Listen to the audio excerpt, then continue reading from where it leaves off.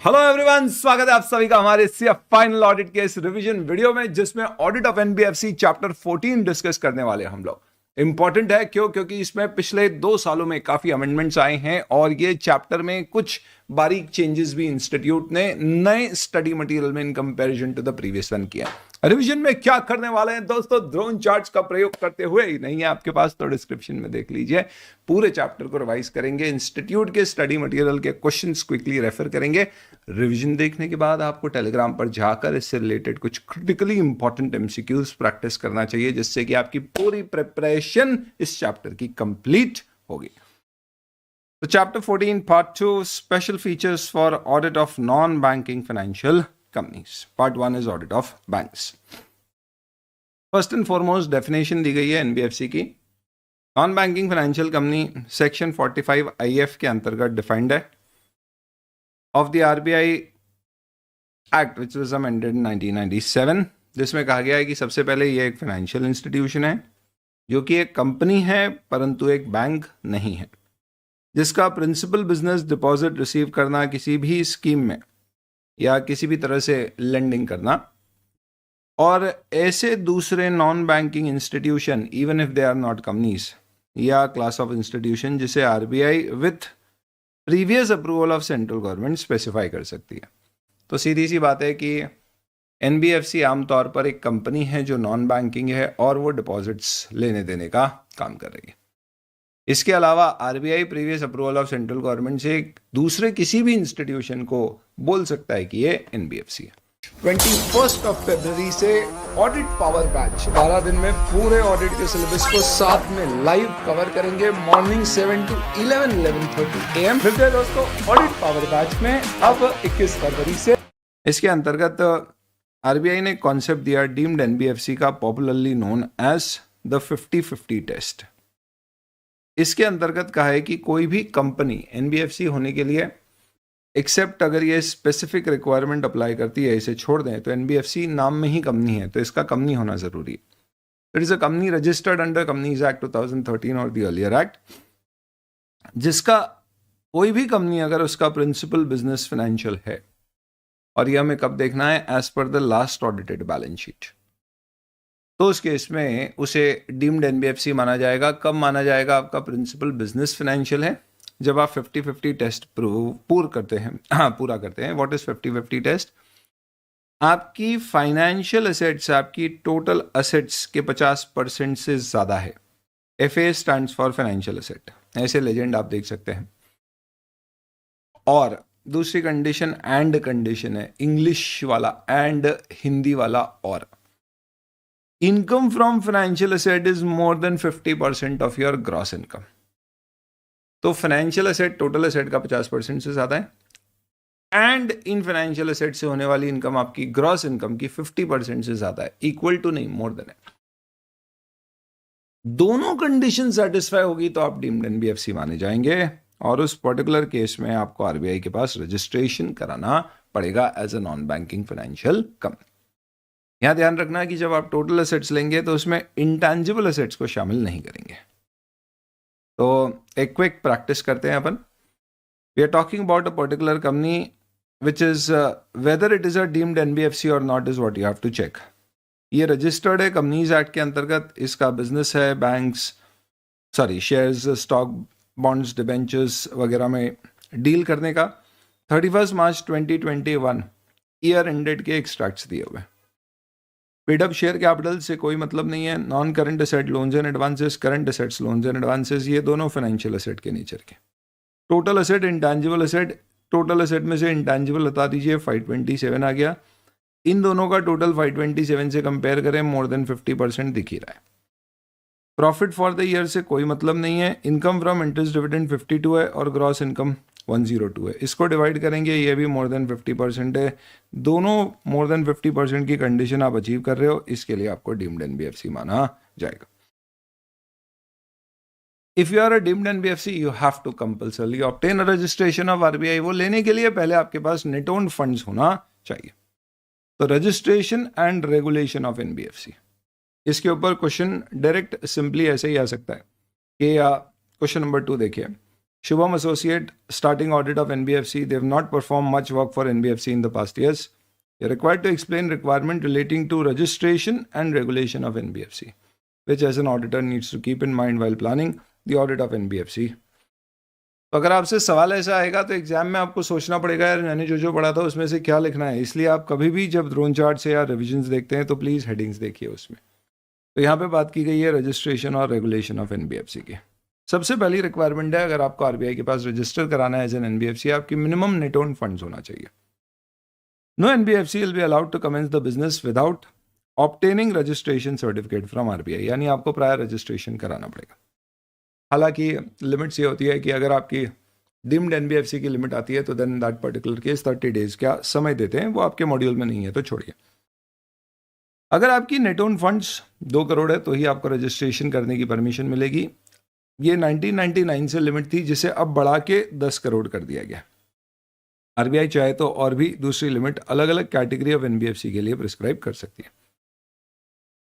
ये जो नई लिमिट है 10 करोड़ की, एग्जिस्टिंग एनबीएफसी जो पहले से रजिस्टर हो चुकी थी जब 2 करोड़ की लिमिट थी, उन्हें 10 करोड़ तक आना पड़ेगा बाय द एंड ऑफ 31 मार्च 2027। लेकिन ये 3 कैटेगरी ऑफ एनबीएफसीज हैं जिन्हें 10 करोड़ पे आने की कोई ज़रूरत नहीं है, जिसका मतलब है कि ये 2 करोड़ की ही नेट ओन फंड्स रखेंगी। आपको ध्यान रखना है दोस्तों कि एनबीएफसी में ये कैटेगरी सब ध्यान रखना ज़रूरी है। पीयर टू पीयर लेंडिंग का मतलब है जैसे क्रेड, वो कहता है आपके पास पैसे तो आप 9% पर दे सकते हैं, आपको पैसे चाहिए तो आइए और आप हमारे यहाँ पे 13, 14, 15, 16% पे ले सकते हैं। ये सिर्फ पीयर टू पीयर लेंडिंग करते हैं, खुद के फंड्स नहीं है, जिसके पास पैसा है उससे लेके जिसको चाहिए उसको दिलवाते हैं, इस तरह से ऑपरेट करते हैं। इन्हें प्रमोट करना है हमें, इसलिए हमने इसे 2 करोड़ की नेट ओन फंड्स की लिमिट में ही रखा है। आगे इन्हें 10 पे जाने की ज़रूरत नहीं है। आगे अपन देखेंगे इन एनबीएफसीज को स्केल बेस्ड रेगुलेशन में भी बेस लेयर में ही हमेशा रखा जाएगा। Next, account aggregator. इसका मतलब होता है जो बेसिकली कोई सर्विस एज सच नहीं देते बट सर्विस देने वालों को इन्वेस्टर्स से मिलाते, ब्रोकर जैसे हो गए। ऐसे अमेजॉन भी एक एग्रीगेटर है, हालांकि वो गुड्स और सर्विसेज में डील करता है, पर उसका काम है बायर्स और सेलर को मिलाने का एक एक्सचेंज बनाना। वैसे ही जैसे अगर आपको लेट्स से एनपीएस में इन्वेस्ट करना है, नेशनल पेंशन स्कीम में, तो उसमें आप इन्वेस्ट करोगे तो आपको एक NBFC account aggregator like protein के पास जाएंगे और वहाँ पे आप खाता खोलिए। वो आपको ऑप्शन देगा कि यही हमारे पास फंड मैनेजर्स हैं, आपको पैसा इन्वेस्ट करना है तो हम इनमें से किसी एक में आप जो चूज़ करेंगे वहाँ डाल देंगे। तो ये लोग जनता इनफैक्ट कस्टमर इकट्ठे करते हैं और आगे कनेक्ट करा देते हैं किससे, to any of these service providers. तो ये एक एनबीएफसी है जिसके ऊपर भी 10 करोड़ की लिमिट एप्लीकेबल नहीं है, ये 2 पे ही रहेंगे। और कोई भी ऐसी एनबीएफसी जो पब्लिक फंड्स भी एक्सेस नहीं करती है, पब्लिक फंड्स यानी कि बैंक वगैरह से भी लोन नहीं लेती है, पब्लिक डिपॉजिट्स डेफिनेटली नहीं लेती है, साथ ही साथ में इनका कोई कस्टमर इंटरफेस नहीं है, यानी ये डायरेक्टली कस्टमर्स के साथ डीलिंग नहीं करती है। नॉर्मली ये वो एनबीएफसीज होंगी जो बिजनेसेस को एक तरह से कोई सपोर्ट किसी प्रकार का प्रोवाइड करती है, may be like a payment gateway which is only providing services to the businesses and not to the customer. In 3 category पे 2 करोड़ की लिमिट पर्याप्त है, वो आगे भी वही रहेगी, उन्हें 10 करोड़ पे जाने की जरूरत नहीं है। एक बहुत बड़ा इशू है इंस्टीट्यूट के जितने भी एमसीक्यूज हैं, नॉट जस्ट एमसीक्यू जो थियोरेटिकल क्वेश्चंस पीछे दिए गए हैं उनमें अभी भी लिमिट 2 करोड़ लिखी गई है, जबकि इंस्टीट्यूट के मॉड्यूल के कंटेंट में लिमिट बढ़ा के 10 करोड़ कर दी है। We already inform this to the institute. Exam में आएगा तो क्या करना है, बेहतर आप इंस्टीट्यूट को मेल लेके हाथों हाथ पूछ लीजिए कि अगर एमसीक्यू आता है कि what is the limit of net own funds, should it be 2 crore और should it be 10 crore. Similarly descriptive question में क्या लिखना है, कैसे अप्लाई करना है, तो आरबीआई ने फॉर्म्स प्रिस्क्राइब कर रखे होंगे। ऑब्वियस सी बात है यार, कैसे अप्लाई करेंगे, फॉर्म होएगा उसमें अप्लाई कर देंगे और सारी कंडीशंस आपको फुलफिल करना है जो 45 आईए में दी गई। नेक्स्ट, आरबीआई ने रेगुलेशंस क्या क्या बनाई है। तो आरबीआई क्या करता है, डायरेक्शन देकर काम करता है। सिंपल सा फंडा है दोस्तों, आरबीआई क्या बोलेगा, रेगुलेशंस डायरेक्शंस के फॉर्म में देता है। कई बार ये मास्टर सर्कुलर के नाम से होते हैं, कई बार आरबीआई की रेगुलेशंस होती हैं। सबसे पहले आरबीआई किसको रेगुलेट करना चाहेगा, अगर आप जनता से पैसे लेके काम कर रहे हो तो first and foremost public deposits. इसके अलावा ये सूझबूझ वाले नॉर्म्स देता है कि भैया आपने लोन दिया और पैसे नहीं आ रहे हैं तो उसे एनपीए मानो, प्रोविजन बनाओ। इन्हें कहते हैं प्रूडेंशियल नॉर्म्स। प्रूडेंशियल नॉर्म्स का मतलब एक समझदार व्यक्ति कभी भी किसी से पैसे नहीं आ रहे हैं अगर लंबे समय से, तो भी उस पर इनकम रिकग्निशन कंटिन्यू नहीं रखेगा। इनफैक्ट उस एसेट पे प्रोविजन फॉर बैड डेट भी बनाएगा और उसे classify as a substandard asset भी करेगा। साथ ही साथ में वो इंश्योर करेगा कि उसके पास पर्याप्त कैपिटल हो, ताकि अगर कभी बिजनेस में जनता ने अपने जो पैसे लगाए वो विड्रॉ करना शुरू कर दे तो भी हमारे पास कुशन रहे, ओनर का इतना पैसा रहे कि बिजनेस डूबे ना। स्ट्रेस टेस्ट करने की हमारे में क्षमता हो, एकदम से लोग पैसे विड्रॉ करें तो भी हम जीवंत रह पाए। हमारे में इतनी समझ होना चाहिए कि हम पूरा पैसा एक ही सेक्टर में या एक ही बिजनेस में एक कंपनी में ना लगा दे, तो इसके रिस्क एक्सपोजर नॉर्म्स होंगे। और कई तरह के अदर फाइनेंशियल सॉल्वेंसी और रिपोर्टिंग मेजर्स एनबीएफसी प्रिस्क्राइब करता है, जिन सबका क्या उद्देश्य है, बेसिकली इंश्योर करना कि एनबीएफसी अलग अलग तरह की रिपोर्ट्स आपको प्रोवाइड करे, जिससे कि हम मॉनिटर कर पाए काम प्रॉपर हो रहा है या नहीं। ऑडिट रिपोर्ट का बड़ा स्पेशल फीचर है दोस्तों। सबसे पहले ऑडिट रिपोर्ट में नॉन कंप्लायंस अगर कुछ है तो आपको आरबीआई को रिपोर्ट करना है। तो आरबीआई को एक्सेप्शन रिपोर्टिंग होती है, यूजुअली आपको रिपोर्ट करने की जरूरत नहीं होती है। तो ऑडिटर विल रिपोर्ट, नॉर्मली हम कंपनी है तो सेक्शन 143 की रिपोर्ट शेयर होल्डर को जो देते हैं वो तो देना ही। यहाँ पे एक एक्स्ट्रा रिपोर्ट है जो बोर्ड ऑफ डायरेक्टर को देना है, प्लस एक एक्स्ट्रा रिपोर्ट है जो आरबीआई को जाती है। आरबीआई को जो रिपोर्ट जाने की रिक्वायरमेंट है वो नॉर्मली सिर्फ नॉन कंप्लायंस के केस में जाती है, अदरवाइज आपको आरबीआई को रजिस्ट्रेशन नहीं कराया या ऐसी कोई कंडीशन है तो रिपोर्ट करना है। तो आप ये कह सकते हो कि ए, कंपनीज एक्ट सेक्शन 143 की जो रिपोर्ट है वो शेयर होल्डर को जो एड्रेस होती है वो वैसी की वैसी जाएगी, ऐसे 700 के अनुसार बनेगी। बी, बोर्ड ऑफ डायरेक्टर को एडिशनल रिपोर्ट जाएगी जिसका कंटेंट इस चैप्टर में आपके कोर्स में कवर्ड है। सी, अगर गलतियां हैं तो आरबीआई को एक एक्सेप्शन रिपोर्ट जाएगी जिसका भी कंटेंट इस सिलेबस में कोर्स में कवर्ड है। इसके अलावा आरबीआई फेयर प्रैक्टिसेस कोड देता है। जैसे वो हम मालूम पड़ा भैया एनबीएफसी ने किसी को लोन दिया है बाइक के अगेंस्ट में, सामने वाला लोन रीपे नहीं कर रहा है, तो रात को 12 बजे उसके घर घुस गया और बाइक उठा के लेके आ गया चोरी करके। अगले दिन हमने देखा बाइक ही नहीं मिल रही है और हमने बोला हो, फिर वहां पे हमने देखा एक छोटा सा लेडल लिखा हुआ था और उसमें स्माइली बना हुआ था और इसने बोला और मत दो पैसे हमारे। क्या ऐसा किया जा सकता है? नहीं। तो रिकवरी के कोर्सिव मेथड्स आप यूज नहीं कर सकते हो, एक्स्ट्रा सेलिंग नहीं कर सकते, ओवर सेलिंग नहीं कर सकते, रॉन्ग कमिटमेंट नहीं कर सकते। तो एक फेयर प्रैक्टिस कोड दिया है जो प्राइमरली दो चीजों को कवर करता है, general principles for giving adequate disclosures in the financial statements and not adopting any coercive recovery methods, जो लीगली अलाउड है वही करें। तो अगर आपको क्वेश्चन आता है आरबीआई के रेगुलेशंस और रजिस्ट्रेशन रिक्वायरमेंट क्या है, तो आपको नेट ओन फंड्स कैसे अप्लाई करना है रजिस्ट्रेशन के लिए, ये बातें, प्लस आरबीआई के ये जितने सारे डायरेक्शंस अपन ने देखे हैं ये लिखना पड़ेगा। अब अगला सवाल आता है कि what are the various types of NBFCs. Now coming on to types of NBFCs, if we talk about, NBFC types have been divided into certain aspects. Let us see. Once again, as per section 45I, subclause F and C. A company that is engaged in business of loans and advances, 1. 2. Acquisition of shares, bond, security, hire purchase, stock, debenture, leasing, insurance, chit business. O, insurance कर रही है तो भी NBFC हो जाएगी, तो ये financial nature का बिजनेस है तो उसे एनबीएफसी कहेंगे? नहीं, इसलिए कहा गया है कुछ एक्सक्लूजन्स है। कोई भी ऐसा इंस्टीट्यूशन जिसका principal business agriculture, purchase, sale of goods other than service, या प्रोवाइडिंग सर्विस, या इंडस्ट्रियल एक्टिविटी, या sale, purchase, construction of immovable property है, तो आप उसे एनबीएफसी नहीं मानेंगे। नॉर्मली इसका क्वेश्चन आएगा तो specifically clause, sub clause F और सी का रेफरेंस आएगा और ये कहा जाएगा कि ये कंपनी ट्रेडिंग कर रही है तो उस केस में क्या उसे एनबीएफसी माना जाएगा, एग्रीकल्चरल एक्टिविटी कर रही है क्या एनबीएफसी माना जाएगा, तो हम बोलेंगे नहीं मानेंगे। सर क्वेश्चन ऐसा आ गया कि हम ट्रेडिंग कर रहे हैं और हमारी फाइनेंशियल एसेट 50% से ज़्यादा है टोटल एसेट्स की, एंड फाइनेंशियल इनकम भी उन फाइनेंशियल एसेट से 50% से ज़्यादा है, तो क्या होगा? कोई दिक्कत नहीं है, इस तरह का क्वेश्चन अपने इंस्टीट्यूट के मॉड्यूल में ऑलरेडी अवेलेबल भी है। सत्यम प्राइवेट लिमिटेड ट्रेडिंग एक्टिविटी में एंगेज्ड है और इसने इन्वेस्टमेंट किया है shares of other company, advances दिए जो 50% से ज़्यादा है। उसकी ट्रेडिंग इनकम उसकी मेजॉरिटी ऑफ टोटल इनकम है, गुड्स और सर्विस की जो भी ट्रेडिंग करता होगा उसकी। क्या ये एनबीएफसी है? तो इसमें कहा गया भैया 50% इसकी एसेट क्राइटेरिया मीट हुआ है, लेकिन ट्रेडिंग इनकम है ना कि फाइनेंशियल एसेट से होने वाली इनकम उसकी मेजर इनकम है, तो दूसरा मीट नहीं हुआ है, तो इसे एनबीएफसी नहीं माना जाएगा। And hence this will not be an NBFC, क्योंकि आपको दोनों कंडीशंस फुलफिल करना है। Another one, Krishna is into the business of selling computer parts, pure trading कर रहे हैं। However, company is fulfilling principal business criteria on the balance sheet date. Financial asset is more than 50% of total asset, और financial income is more than 50% of gross income. क्या obligation होगी statutory auditor की in this scenario? Answer इसमें लिखा है कि ये deemed NBFC है क्योंकि 50-50 क्राइटेरिया मीट कर रही है, क्योंकि ये कंपनी है, इस पर्टिकुलर रीजन से इसको रजिस्ट्रेशन आरबीआई से लेना पड़ेगा। इसने एनबीएफसी का रजिस्ट्रेशन नहीं कराया है तो इस पर्टिकुलर केस में ऑडिटर की रिक्वायरमेंट होगी कि वो उस मैटर को रिपोर्ट करेगा। आंसर कैसे बनेगा दैट्स अनदर मैटर, बट अभी अपन क्या कर रहे हैं, we are discussing this particular provision types of NBFC के अंतर्गत। तो सबसे पहले एनबीएफसी में इन एंटिटीज को क्या करा गया है, एक तरह से बाहर रखा गया है, इन्हें शामिल किया गया है। लेकिन अभी डिस्कशन पूरा नहीं हुआ है, पूरा करते हैं फिर इसे कंक्लूड करेंगे। आगे, कंपनी जिसका principal business receiving deposit under any principal scheme और अरेंजमेंट लमसम में या इंस्टॉलमेंट में, ये भी एक एनबीएफसी हो सकती है। लेकिन आपको ये चीज ध्यान रखना है दोस्तों कि इन एनबीएफसी को आरबीआई ने अपने एनबीएफसी के गैमेट से बाहर रख दिया।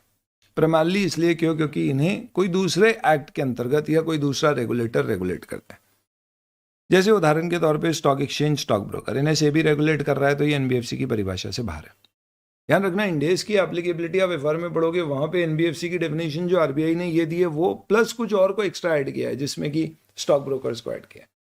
तो आप एफआर नहीं, ऑडिट का रिवीजन ले रहे हो अभी। ऐसा नहीं मेरा चेहरा दिखा तो बोले अच्छा एफआर होगा या ऑडिट ध्यान रखिएगा। तो इसका मतलब यह है कि हम अभी ऑडिट के लिए पढ़ रहे हैं, आरबीआई के अनुसार पढ़ रहे हैं। आरबीआई के अनुसार इन्हें एनबीएफसी नहीं माना गया, या एनबीएफसी की रजिस्ट्रेशन की रिक्वायरमेंट इनके ऊपर एप्लीकेबल नहीं है। तो merchant banking companies, venture capital funds, security reconstruction company, micro finance company, chit fund company, insurance company, nidhi company, mutual benefit company, core investment company, alternative investment company funds, जो bold किए गए हैं ये न्यू एडिशंस हैं जो पहले module में नहीं थे। एनी विच वेज इन दोनों में कुछ स्पेसिफिक एक्सेप्शंस हैं, ये ध्यान रखना है। कोर इन्वेस्टमेंट कंपनी की बात करते हैं अपन दोस्तों। अगर कोर इन्वेस्टमेंट कंपनी की एसेट साइड 100 करोड़ से कम है तो उसे रजिस्ट्रेशन नहीं कराना है। पर अगर उसकी एसेट साइज 100 करोड़ या उससे ज्यादा है और अगर वो पब्लिक फंड्स एक्सेस कर रही है, ध्यान रखना, core investment company can never take public deposit. PD इस पूरे चैप्टर में public deposit, public deposit is included in the term public fund. But public fund में और क्या आता है, लेट्स से फॉर एग्जांपल आपने नॉन शेयर होल्डर मेंबर्स से कोई भी लोन लिया, बैंक, दूसरे इंस्टीट्यूशन से, वो सब पब्लिक फंड है। तो पब्लिक से फंड लेने में कोई रिस्ट्रिक्शन नहीं है कोर इन्वेस्टमेंट कंपनी को, पर पब्लिक से डिपॉजिट लेने में रिस्ट्रिक्शन है, यानी they can take all public fund except public deposit. 1, अगर आपकी एसेट साइड 100 करोड़ से कम है, आप पब्लिक फंड लो नहीं लो, आपको रजिस्ट्रेशन कराना नहीं है अगर आप एक core investment company. What is a core investment company, I will come to that. पर अगर आप पब्लिक से फंड्स ले रहे हो और आपकी एसेट साइज 100 करोड़ या उससे ज्यादा है, तो आपको रजिस्ट्रेशन आरबीआई के पास कराना पड़ेगा। 3rd, मेरी एसेट साइड 100 करोड़ या उससे ज्यादा है पर मैं पब्लिक फंड एक्सेप्ट नहीं कर रहा हूं, तो मुझे रजिस्ट्रेशन कराने की जरूरत नहीं। तो कंक्लूजन यह है कि अगर आप एक कोर इन्वेस्टमेंट कंपनी है तो you are conditionally exempted from registration but not always exempted from registration. What is the condition? 2 conditions both satisfied, you have to go for registration, asset size 100 crore या उससे ज्यादा, एंड पब्लिक फंड्स आप access कर रहे हैं। ध्यान रखना, public deposit आप कभी भी एक्सेप्ट नहीं कर सकते। That is basically core investment companies, तो इन्हें एग्जाम किया गया। इसके अलावा what is the classification of NBFC, question आ सकते हैं इसके ऊपर। तो एनबीएफसी इसको क्लासिफाई करने के लिए अलग अलग बेसिस बनाए गए। अगर आप डिपॉजिट एक्सेप्ट करते हो तो आपको 2 पार्ट में क्लासिफाई किया जाता है। डिपॉजिट एक्सेप्ट करने वाली को कहा जाता है NBFC D for deposit accepting, और एनडी नॉन डिपॉजिट एक्सेप्टिंग। अगर आप डिपॉजिट एक्सेप्ट नहीं कर रहे हो तो उसमें फिर आपको 2 पार्ट में क्लासिफाई किया जाता है based on your asset size. जो पहले 500 करोड़ होती थी अब 1000 करोड़ है, which is SI systemic importance और एनएसआई नॉन सिस्टमिक इंपॉर्टेंस। ऐसा ये सिस्टमिकली इंपॉर्टेंट, जिसका मतलब यह है कि आरबीआई ये मानता है कि सिस्टम के लिए आप बड़े इंपॉर्टेंट हो, भले ही आप जनता से डिपॉजिट एक्सेप्ट नहीं ले रहे हो। क्यों? क्योंकि आपकी साइज इतनी बड़ी है। आप सोचो 1000 करोड़ की एसेट साइज है, यानी कि आप काफ़ी इम्पैक्ट कर रहे हो आप कई सारी एंटिटीज, इंडस्ट्रीज, कस्टमर्स को। तो ये जनरल रूल दिमाग में फिट रखना कि आरबीआई के जितने भी नियम होते हैं ना, वो सारी डिपॉजिट एक्सेप्टिंग एनबीएफसी और non deposit but SI systemic importance वाली एनबीएफसी के लिए एक जैसे होते हैं ज्यादातर। और जो डिपॉजिट एक्सेप्ट नहीं कर रही है और सिस्टमिक इंपॉर्टेंस की भी नहीं है, एनएसआई नॉन सिस्टमिक इंपॉर्टेंस, ये वाली एनबीएफसी के लिए आरबीआई के थोड़े रिलैक्स्ड नॉर्म्स होते हैं। जैसे उदाहरण के तौर पे स्टैंडर्ड एसेट्स के ऊपर प्रोविजन 0.40% बनाती है सारी एनबीएफसीज, बट अगर आपकी एनबीएफसी डिपॉजिट एक्सेप्ट नहीं कर रही है, एनडीए, और सिस्टमिक इंपॉर्टेंस की भी नहीं है, एनएसआई है, तो उसे स्टैंडर्ड एसेट पे सिर्फ 0.25% प्रोविजन बनाना होगा। जहां नॉर्मल एनपीए 3 महीने के ऊपर में किया जाता है, 3 months और मोर में, NBFC NDNSI non deposit non systemic importance के लिए यही टाइम पीरियड थोड़ा एक्सटेंडेड होगा। तो रिलैक्स्ड प्रोविजंस होंगे उनके ऊपर, यानी उन एनबीएफसीज को हम बहुत ज्यादा रिस्की नहीं मानते क्योंकि पब्लिक से डिपॉजिट नहीं ले रही है और उनकी एसेट साइज भी बहुत बड़ी नहीं है। और तीसरा, based on the kind of activities which you do, there is another classification of NBFC and these are the various examples based on the nature of activity. सबसे पहले इन्वेस्टमेंट क्रेडिट कंपनी। पहले इनका नाम होता था loan company, hire purchase companies या investment companies. इन तीनों को मिला के एक कंपनी बना दी इन्वेस्टमेंट क्रेडिट कंपनी। ये सबसे पॉपुलर है, इसका बेसिक काम है लोगों को लोन देना, पैसे लेना। आप व्हीकल लोन के लिए बजाज फाइनेंस के पास जाते हो, या आप टाटा फाइनेंस के पास जाते हो एजुकेशन लोन लेने के लिए, या लेट्स से आप HSBC इन्वेस्टमेंट पार्टनर्स के पास जाते हैं for the purpose of managing your investments. ये सारी एनबीएफसीज अल्टीमेटली क्या कर रही हैं, कमर्शियल तरह की सर्विसेज लोन लेना या पैसे इन्वेस्ट करने की दे रही है। ये सब most common category ICC investment credit company. Infrastructure domain में देयर आर टू एनबीएफसीज। एक इंफ्रास्ट्रक्चर फाइनेंस कंपनी है जो basically finances only for infrastructure देती है, और दूसरी इंफ्रास्ट्रक्चर डेट फंड कंपनी है जो बेसिकली डेट इशू के थ्रू फंड्स रेज करके इंफ्रास्ट्रक्चर प्रोजेक्ट्स को फाइनेंस करती है। इसके अलावा you have core investment company. पहले इसका पूरा क्लासिफिकेशन, नॉमेनक्लेचर, मीनिंग, कंडीशंस आपके कोर्स में होती थी, अब नहीं है। इसका आप रेफरेंस कारों में भी देखेंगे। कोर इन्वेस्टमेंट कंपनी एक ऐसी कंपनी है जिसका प्योर बिजनेस है एक ग्रुप में इन्वेस्ट करना। तो इसका बिजनेस किसी प्रकार का कोई ऑपरेशन चलाना नहीं है, ये बस ग्रुप होल्डिंग के लिए। तो नॉर्मली एक फैमिली के कई सारे बिजनेसेस होंगे। अब रिलायंस देखोगे तो इट विल हैव 250+ सब्सिडीज। अब इतनी सारी सब्सिडीज मैनेज करने के लिए ये क्या करेंगे, एक कोर इन्वेस्टमेंट कंपनी अपनी बना देंगे। Let's say Reliance investments and holdings, Birla ने बना रखा है prime investments, Tata sons, any चीज that may not be a company, but say prime investment से बिरला का सारी इनके इन्वेस्टमेंट्स वो उस कंपनी के थ्रू इन्वेस्ट करते हैं। अब टेक्निकली उसकी मेजर एसेट फाइनेंशियल एसेट होगी, इनकम भी फाइनेंशियल नेचर की होगी, वो डीम्ड एनबीएफसी हो गई, उसे रजिस्ट्रेशन कराना पड़ेगा, बट उसका कोई पर्पज ही नहीं है किसी प्रकार के कोई ऑपरेशन करना है एक्सेप्ट इन्वेस्ट करना है इन ग्रुप एंटिटीज। तो 4 कंडीशन होती है कि इनका 90% एसेट एक ही ग्रुप में होना चाहिए, ट्रेडिंग नहीं करेंगे उसमें, 60% इक्विटी होना चाहिए, पब्लिक डिपॉजिट एक्सेप्ट नहीं करेंगे। ऐसी कुछ कंडीशन कोर्स में नहीं है, पूरी करो तो आप कोर इन्वेस्टमेंट कंपनी हो। उस केस में आरबीआई के रजिस्ट्रेशन से आपको एग्जाम्पशन है subject to condition which I just discuss. लेकिन अगर आप कोर इन्वेस्टमेंट कंपनी में सिस्टमिक इंपॉर्टेंस के हैं तो then in that case RBI के नॉर्म्स और रेगुलेशंस आपके ऊपर लगना शुरू हो जाते हैं, आप एग्जाम्पशन से बाहर हो जाते हो।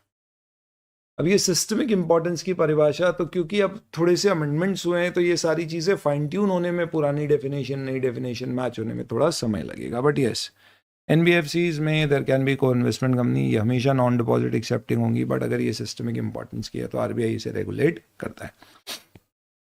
माइक्रो फाइनेंस इंस्टीट्यूशन, ध्यान रखना, एक ये है जो हमेशा एनडी होगी और एक ये है जो ये हमेशा एनडी होंगे। माइक्रो फाइनेंस इंस्टीट्यूशन को भी डिपॉजिट लेने की परमिशन नहीं।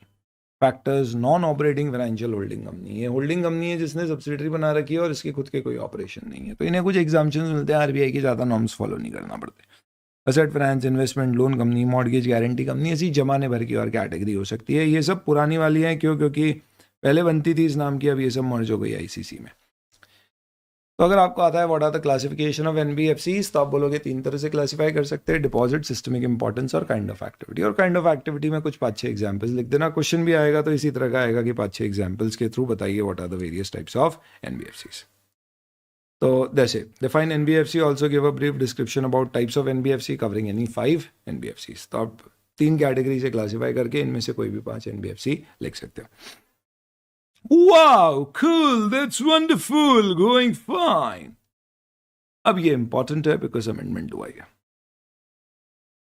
आरबीआई अब कहता है कि हम एनबीएफसीज को रेगुलेट करेंगे डिपेंडिंग ऑन एनबीएफसी हमारी एक लेयर बेस्ड फ्रेमवर्क में, जिसे बोला गया है स्केल बेस्ड रेगुलेशन। आपकी साइज के आधार पे आपकी लेयर आइडेंटिफाई की जाएगी कि आप लेयर बॉटम लेयर में हैं या आप टॉप लेयर। टॉप लेयर पे आरबीआई की कड़े शिकंजे, कड़ी सुपरविजन, कड़ी दखलंदाजी होगी। बेस लेयर में कंपैरेटिवली रिलैक्स्ड एनवायरनमेंट होगा। तो धीरे धीरे पूरी टाइप ऑफ एनबीएफसीज को वन और दी अदर लेयर्स में क्लासिफाई कर देंगे। इनफैक्ट ऑलरेडी उसके नॉर्म्स आ चुके हैं। तो टोटल 4 लेयर्स हैं। सबसे नीचे की लेयर को क्या बोलना चाहिए? Base layer. सबसे ऊपर की लेयर को क्या बोलना चाहिए? Top layer. खत्म हो गई बात। तो ये तो लेयर है, ये क्या होगी? Middle layer. तो एक मिडिल है और एक मिडिल के ऊपर है, तो ये मिडिल लेयर हो गई, ये अपर लेयर हो गई, फिनिश। तो 4 लेयर हो गई आपकी, base layer, middle layer, upper layer, top layer, खत्म। कौन सी एनबीएफसी किस पर्टिकुलर लेयर में जाएगी, ये आपको सिर्फ पढ़ना सुनना नहीं है, याद रखना है, कंठस्थ करना है, क्योंकि इसका एमसीक्यू आप सॉल्व नहीं कर पाओगे अगर आपके दिमाग में ये मेमोराइज नहीं होगा। अगर आप डिपॉजिट एक्सेप्ट नहीं कर रहे हो और आपकी साइज 1000 करोड़ से कम है, इन that case you will definitely be in base layer. सही बात है, पर ऐसा नहीं। आप बेस लेयर में होगे अगर आप एनबीएफसी एनडीए और आपकी एसेट साइज 1000 करोड़ से कम है, accept if you have been specifically covered in any middle layer or upper layer। तो एक चीज ध्यान रखना, लेयर पढ़ते समय अगर कभी भी ऐसा कहा जाए मिडिल लेयर में कि ये एनबीएफसी मिडिल लेयर में कवर की जाएगी, तो इररिस्पेक्टिव ऑफ बेस लेयर में कहा गया है मिडिल लेयर की बात मानी जाएगी। अपर लेयर में कुछ कहा है तो नॉटविथस्टैंडिंग बेस या मिडिल लेयर के जो क्लासिफिकेशन है, अपर लेयर की बात होगी। यानी the superior layer will always have provisions notwithstanding the previous layers। ये दिमाग में रख के इसे पढ़िएगा। तो पहला नियम ये है कि डिपॉजिट नहीं ले रहे हो और साइज आपके 1000 करोड़ से कम है, लेस देन 1000 करोड़ है, यानी कि असेट साइज आपकी 3 फिगर्स में 999.99 तक, 1000 नहीं पहुंचे, then in that particular case आप बेस लेयर में हो गए। सेकेंड, इन एनबीएफसीज को हमेशा बेस लेयर में माना जाएगा। इसमें से 3 तो वही है जिनको नेट ओन फंड्स 2 करोड़ ही रखने की जरूरत है। कौन कौन सी थी? No customer, public interface, peer to peer lending, account aggregator. इसमें एक और ऐड की गई है non operating financial holding company, क्योंकि इसमें कोई ऑपरेशन है नहीं, सिर्फ होल्डिंग कंपनी बन के बैठी है। ये हमेशा बेस लेयर में रहेगी। तो सर इनकी एसेट साइज ज्यादा हुई तो भी ये बेस लेयर में रहेगी क्या? हाँ, हालांकि आरबीआई के नॉर्म्स ऐसे हैं कि इनकी एसेट साइज पे ही एक रिस्ट्रिक्शन होता है। खैर, अगर है तो भी ये बेस लेयर में रहेगी हमेशा, यानी इसमें in all cases they will be in base layer. Now let's come to middle layer. कोई भी एनबीएफसी अगर डिपॉजिट एक्सेप्ट कर रही है, उसकी साइज कुछ भी हो, वो मिडिल लेयर में होगी। अगर कोई डिपॉजिट एक्सेप्ट नहीं कर रही है लेकिन अगर वो 1000 करोड़ या उससे ज्यादा की एसेट साइज रखती है, तो उस केस में भी वो मिडिल लेयर में आएगी। इसके अलावा ये एनबीएफसीज हमेशा मिडिल लेयर में होंगी। इसमें एक इंपॉर्टेंट चीज ध्यान रखना कि ये 1000 करोड़ की जो लिमिट है, ये किसी भी डेट पे चेक करना है, यानी एक दिन भी आपकी साइज 1000 करोड़ पार हो गई तो उस केस में आप मिडिल लेयर में आ गए। फिर बाद में कम भी हो जाएगी तो आप वापस बेस लेयर में नहीं जाओगे। वंस इन मिडिल लेयर और in a superior layer, you will remain in that superior layer. तो सीढ़ी सिर्फ चढ़ सकते हो, आप उतर नहीं सकते, ये ऐसा है। ये 5 हमेशा क्या होंगी? These 5 will be middle layer, even if their asset size is less than 1000। मैंने बोला था नॉटविथस्टैंडिंग, तो इससे कम है तो भी होगी। क्या क्या है इसमें? Stand alone primary dealers, these are various categories of NBFCs which you're going to find। Infrastructure finance companies, ये 2 को मैं अलग कलर से हाईलाइट कर रहा हूं, बाकियों को अलग कलर से। Infrastructure debt fund financial companies, core investment companies और हाउसिंग फाइनेंस कंपनी। इसका क्या कारण है समझने के लिए आइए, बहुत ध्यान से समझना, ये इंपॉर्टेंट है। You have to memorise and remember all of this. First और लास्ट जो अपन ने पढ़े थे, ये हमेशा मिडिल लेयर में ही रहेंगे। उसके बीच की जो 3 आपने पढ़ी थी, which is NBFC, in fact deposit layer छोड़ो, 3 जो पढ़ी थी, core investment company, infrastructure finance companies और हाउसिंग फाइनेंस कंपनीज, ये वाली 3, ये 3 मिडिल लेयर और अपर लेयर कहीं पे भी हो सकती है, पर बेस लेयर से तो ऊपर ही रहेंगे। लेकिन ये जो ऊपर की 2, ऊपर और नीचे की है, टॉप और बॉटम वाली, ये सिर्फ याद रखने का तरीका है, ये मिडिल लेयर में ही रहेंगे, अपर में नहीं जाएंगे कभी, आपको याद रखना पड़ेगा। बाकी डिपॉजिट एक्सेप्टिंग कहाँ हो सकती है, तो वो अपर में भी जा सकती है क्या, तो अब अपर लेयर पढ़ते हैं। अपर लेयर का provision says NBFC specifically identified by RBI. तभी आरबीआई ने बोला है कि अपर लेयर अभी हम ये करते हैं कि जो टॉप 10 एनबीएफसीज हैं based on the asset size, ये अपर लेयर में रहेगी। इसके लिए हम अलग से प्रोविजंस देंगे, गाइडलाइंस देंगे और इस पे क्या करेंगे, एक्स्ट्रा फोकस करवाएंगे और रेगुलेशंस डालेंगे। तो अपर लेयर का classification is purely based on asset size. जो भी एनबीएफसी भारत की सबसे 10 बड़ी एनबीएफसी एसेट साइज के आधार पे वो अपर लेयर में चली जाएंगी। लेकिन ध्यान रखना, कभी भी कुछ एनबीएफसीज अपर लेयर में नहीं जाएंगी। जैसे कि अगर कोई गवर्नमेंट ओन एनबीएफसी है तो उसके ऊपर स्पेसिफिक रेगुलेशन है कि वो बेस लेयर या मिडिल लेयर में ही रहेगी, कभी अपर लेयर में नहीं जाएगी। तो टॉप 10 में एनबीएफसी कोई गवर्नमेंट वाली आ रही है तो वो अपर लेयर में नहीं जाएगी, तो सरकार आरबीआई से बहुत ज़्यादा रेगुलेट नहीं करेगी। सेम इसी लॉजिक से अगर आप स्टैंडअलोन प्राइमरी डीलर या इंफ्रास्ट्रक्चर डेट फंड एनबीएफसी हैं तो आप कभी भी अपर लेयर में क्लासीफाई नहीं किए जाओगे, मिडिल में ही रखो। ये जो इंफ्रास्ट्रक्चर डेट फंड कंपनीज है ना, इनको वह सरकार आरबीआई सस्ते में क्या करता है, फंड्स अवेलेबल कराता है, इनको थोड़े रिलैक्सेशंस देता है। पहले एक समय पे इससे रिलेटेड इनकम टैक्स में कुछ एग्जम्पशंस भी होते थे अगर आप इनके बॉन्ड्स खरीदते थे, तो इनको प्रमोट किया जाता है ताकि ये कम पे लोन या पैसे रेस कर पाएं और ये इंफ्रास्ट्रक्चर को प्रोवाइड कर पाएं। हालांकि इंफ्रास्ट्रक्चर फाइनेंस कंपनी को ये अवेलेबिलिटी नहीं है, क्यों, क्योंकि वो ओपन एंडेड है, कोई भी इंफ्रास्ट्रक्चर फाइनेंस कंपनी बन सकता है। पर इंफ्रास्ट्रक्चर डेट फंड कंपनीज की स्पेसिफिक अलग नेट ओन फंड्स की रिक्वायरमेंट और डिफरेंट नॉर्म्स होते हैं। तो इसके लिए इनको एक रिलैक्सेशन दिया है कि आप चिंता मत करो, स्टैंडअलोन प्राइमरी डीलर्स और आईडीएफ आपको हम कभी भी अपर लेयर में नहीं ले जाएंगे, भले ही आप भारत के टॉप 10 एनबीएफसीज में आ जाओ, आप हमेशा मिडिल लेयर में ही रहो। इनफैक्ट ये तो बेस लेयर में भी नहीं जाएंगी, क्यों, क्योंकि 1 2 3 4 आप देख रहे हो, मैं जो बता रहा हूं आपको 1 2 3 4, ये 4 कभी भी बेस लेयर में नहीं जाएंगी। इनफैक्ट ये भी 5, ये मिडिल या अपर में ही होंगी। इसमें ये दोनों मिडिल में ही रहेंगी, ये तीनों मिडिल या अपर में जाएगी। डिपॉजिट एक्सेप्टिंग भी अपन ने पढ़ा है कि वो कभी भी बेस लेयर में नहीं जाएगी, that will be in middle layer, पर वो अपर लेयर में भी आ सकती है depending on the norms which we just discussed. NBFC investment credit company है, माइक्रो फाइनेंस इंस्टीट्यूशन है, फैक्टर्स है, मॉर्गेज गारंटी कंपनी है। जो अदर कैटेगरीज ऑफ एनबीएफसी है ये कुछ भी हो सकती है, they can be basically base layer also, upper layer also, middle layer also, any layer depending on various other parameters की डिपॉजिट एक्सेप्ट कर रहे हैं नहीं कर रहे हैं, ऑल दैट स्टफ। अब इसके अलावा एक general non deposit accepting NBFC है, तो कहाँ रहेगी, बेस लेयर में।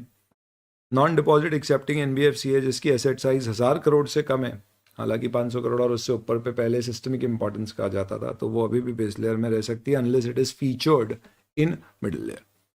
पर अगर आप डिपॉजिट एक्सेप्टिंग हो या नॉन डिपॉजिट और एसआई विथ 1000 करोड़ या उससे ज़्यादा की एसेट्स, तो आप मिडिल और अपर लेयर में जा सकते हो। आप चाहो तो इस नोट को एज सच स्किप कर सकते हो अगर आपको ऊपर वाला समझ में आ गया। ये उनके लिए ज़्यादा रेलिवेंट था जिन्होंने ओल्ड कोर्स से न्यू कोर्स पढ़ा है, just to get that particular idea. आज की तारीख में टॉप लेयर एम्प्टी रहेगी। ये आरबीआई ने अपने पास ऑप्शन रखा है। कभी आरबीआई को लगता है कि कोई बहुत ज़्यादा रिस्की पूरे सिस्टम के लिए हो सकती है एनबीएफसी, तो उसे वहां डाक के उसे एक्स्ट्राऑर्डिनरी तरीके से रेगुलेट करेगी। आज की तारीख में टॉप लेयर में कोई भी नहीं रहेगा। ये सारी रेगुलेशंस 2021 से इंट्रोड्यूस की गई थी, 2023 से इसको धीरे धीरे एप्लीकेबल किया जा रहा है and over a period of time ये ग्रेजुअली इंप्लीमेंट होंगी। एक बार रिवाइज करते हैं अपन, रिवीजन में रिवीजन, क्या बात है सर। सबसे पहली बात दोस्तों, क्या है एनबीएफसी? बेस लेयर का मतलब है, बेस लेयर का मतलब है नॉन डिपॉजिट एक्सेप्टिंग 1000 करोड़ से कम की asset size unless featured in middle layer. Deposit accepting हमेशा मिडिल या अपर लेयर। 5 एनबीएफसी हमेशा मिडिल या अपर लेयर में, यानी बेस में नहीं, भले ही एसेट साइज 1000 से कम है। Standalone primary dealers, infrastructure debt fund company, ये मिडिल में ही रहेंगी, अपर में नहीं जाएंगी। इसके अलावा आपकी कोर इन्वेस्टमेंट कंपनी हो गई, finance companies, housing finance companies हो गई, एंड अपार्ट फ्रॉम दिस आपकी non in fact core investment company, infrastructure finance company, infrastructure debt fund, infrastructure finance companies and infrastructure finance, core investment और housing finance companies, ये middle और upper layer में जा सकती है। इनफैक्ट इसको एक बार फिर से करेक्ट कर दूं मैं, standalone primary dealer, infrastructure debt fund, ये ऊपर की जो दो हैं ये हमेशा मिडिल लेयर में रहेंगी, और ये जो है आपकी, ये मिडिल लेयर या अपर लेयर में रहेंगी। जैसे अपन ने डिस्कस और मैंने आपको जो लॉजिक दिया था उसी तरह से अपन इसको याद रख रहे हैं। स्टैंडअलोन प्राइमरी डीलर और इंफ्रास्ट्रक्चर डेट फंड कंपनीज। मैंने फर्स्ट और लास्ट बोला था, वो फर्स्ट और सेकंड है, नॉट फर्स्ट और लास्ट। उसको रिफ्रेम कर दिया था इनफैक्ट यहाँ पे आपके नोट्स में, ताकि आप इसको ऐसे याद रख सकें। तो वापस से, ये 5 कंपनी हमेशा मिडिल लेयर या अपर लेयर में रह सकती है, जिसमें 2 मिडिल लेयर में ही रहेगी, इंफ्रास्ट्रक्चर डेट फंड कंपनी और SPDs. Infrastructure finance company, core investment company और आपकी हाउसिंग फाइनेंस कंपनीज, ये सब या तो मिडिल लेयर में या अपर लेयर में रहेगी। डिपॉजिट एक्सेप्ट करने वाली एनबीएफसीज, उनकी एसेट साइज कुछ भी हो, मिडिल लेयर में रहेंगी, अपर लेयर में भी जा सकती है इन केस अगर वो टॉप 10 में आती है। गवर्नमेंट बैक्ड एनबीएफसीज किसी भी केस में अपर लेयर में नहीं जाएंगी, they will always be in the middle और the base layer only, top layer primarily will remain empty. ये आपका scale based regulatory SBR framework होता है। नेक्स्ट, बैंक और एनबीएफसी में क्या फर्क होता है? तो एनबीएफसी डिमांड डिपॉजिट नहीं ले सकती, डीआईसी जीसी का कवर इनको नहीं मिलता है, ये खुद के चेक्स इश्यू नहीं कर सकती, तो पेमेंट सेटलमेंट सिस्टम का पार्ट नहीं हो सकती, और इनको प्रायोरिटी सेक्टर को मिनिमम फंड लेंड करना है, जैसे बैंक को एग्रीकल्चर में मिनिमम, ऐसी कोई रिक्वायरमेंट नहीं होती। क्या इन्हें कैपिटल एडिक्वेसी रेशियो मेंटेन करना पड़ेगा। तो अगर आप एनबीएफसी डिपॉजिट एक्सेप्ट करने वाली हो तो नहीं कर रहे हो, पर सिस्टमिक इंपॉर्टेंस के हो तो करना पड़ेगा। कैपिटल रिस्क एडिक्वेसी रेशियो 15% होता है for NBFCs of the risk weighted asset. या रिस्क वेटेड एसेट्स कैसे निकाले जाते हैं, तो इसके पूरे पैरामीटर्स दिए गए हैं, आपको ये याद रखने की जरूरत नहीं है पर आपके मॉड्यूल में।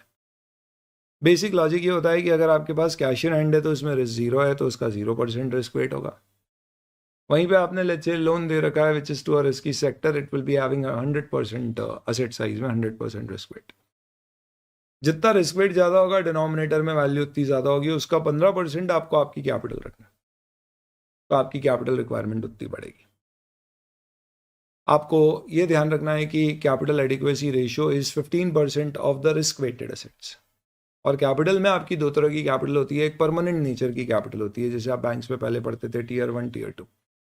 Tier 1 is permanent equity, compulsorily convertible preference share reserves and surplus security premium. Tier 2 is like discounted evaluation reserve, long-term unsecured loans, subordinated debts like that.